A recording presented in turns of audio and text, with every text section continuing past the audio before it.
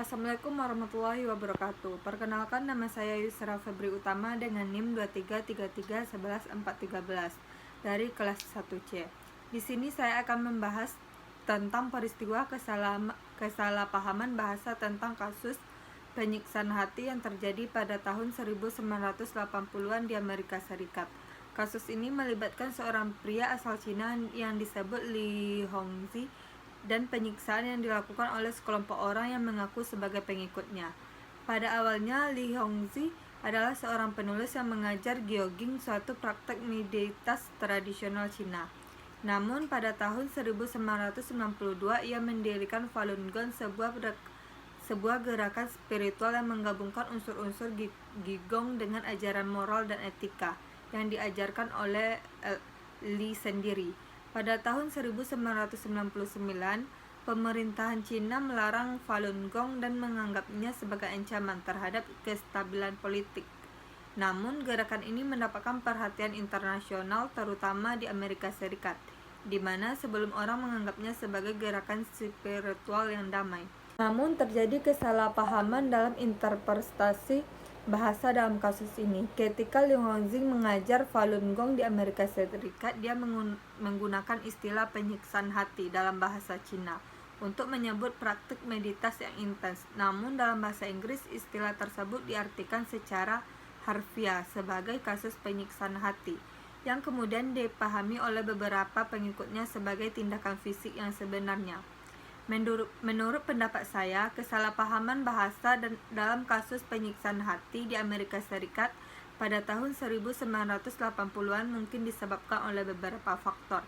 Yang pertama, ketidakjelasan bahasa, di mana kadang-kadang kesalahpahaman bahasa terjadi karena istilah atau frasa dalam bahasa tertentu memiliki makna ganda atau terbuka untuk interpretasi yang berbeda. Hal ini biasa mengakibatkan kesalahpahaman antara pihak berwenang, tersangka, atau saksi. Yang kedua itu perbedaan budaya, di mana kesalahpahaman budaya juga muncul ketika terhadap perbedaan budaya antara pihak yang terlibat. Budaya dan norma-norma sosial yang berbeda dapat memengaruhi cara berkomunikasi dan memahami pernyataan atau tindakan orang lain. Yang ketiga itu masalah interpretasi dan terjemahan. Dalam kasus ini, di mana bahasa asing dapat digunakan dalam konteks hukum, ada potensi kesalahan dalam terjemahan atau interpretasi teks. Hal ini mengakibatkan perbedaan makna yang disignifikasi dalam proses hukum. Yang keempat itu faktor psikologis, yaitu ketegangan, ketakutan, atau tekanan emosi dapat mengganggu kemampuan seseorang untuk berkomunikasi dengan jelas atau mengerti komunikasi dari orang lain. Ini bisa mengakibatkan kesalahpahaman bahasa. Yang kelima itu keadaan fisik dan mental, di mana terkadang kondisi fisik atau kesehatan mental seseorang dapat mempengaruhi kemampuan mereka untuk berkomunikasi dengan baik. Ini bisa menjadi faktor dalam kesalahpahaman bahasa. Selain dari faktor-faktor itu, mungkin terdapat juga evaluasi dalam cara media melaporkan atau menggambarkan peristiwa yang dapat mempengaruhi terminologi atau pemahaman kita terhadap suatu kejadian. Pemakaian istilah atau bahasa tertentu pada waktu tertentu dapat mencerminkan norma dan pandangan saat itu, yang mungkin tidak sepenuhnya sesuai dengan perspektif saat itu.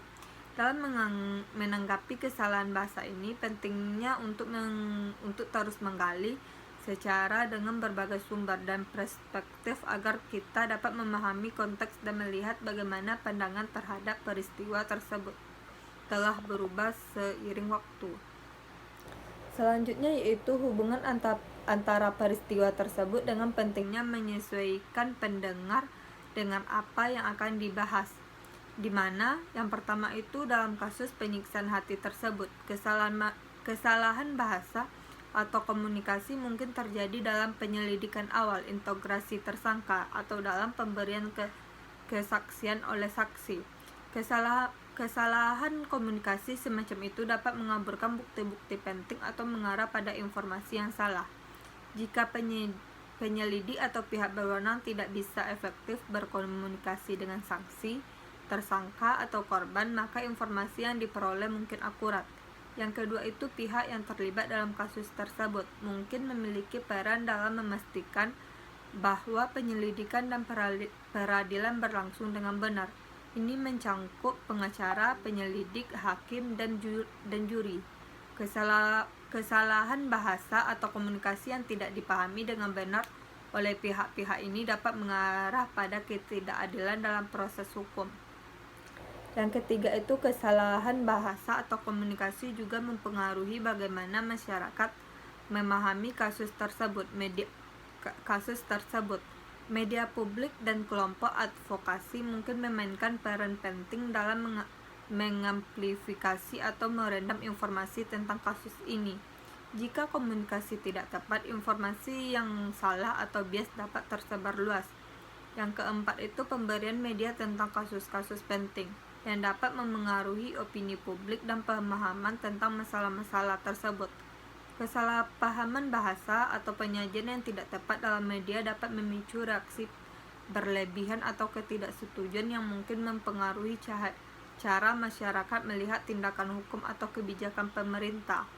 Yang kelima itu dalam konteks yang lebih luas, penting untuk selalu menyesuaikan pesan dan komunikasi dengan audiens yang dituju, di mana ini melibatkan pemahaman tentang budaya, bahasa, dan latar belakang pendengar. Kesalahan komunikasi dapat mengakibatkan mispersepsi atau ketidakpahaman yang bisa menjadi hambatan bagi penyebar informasi yang akurat.